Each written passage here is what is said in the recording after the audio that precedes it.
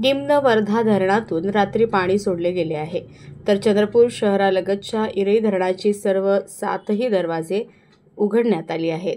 चंद्रपूर शहरातील नदीकाठच्या भागात पूरस्थिती निर्माण झाली आहे.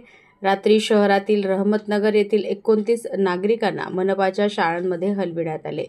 रहमतनगर, विठ्ठल मंदिर वार्ड, मोहम्मदिया नगर आणि भिवापूर वार्ड येथील नागरिकांना सतर्कतेचा इशारा देण्यात आला असून मनपाच्या शाळांमध्ये आश्रय घेण्याच्या सूचना दिल्या गेल्या आहेत.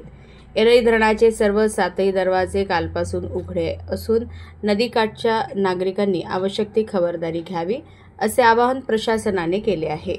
त्याचप्रमाणे इरई नदीतून मोठ्या प्रमाणात गढूळ पाणी येत असल्याने जलशुद्धीकरण केंद्र बंद ठेवण्यात आले असून पाणीपुरवठा नियमित होतपर्यंत नागरिकांनी पाण्याचा जपून वापर करण्याचे आवाहन करण्यात येत आहे.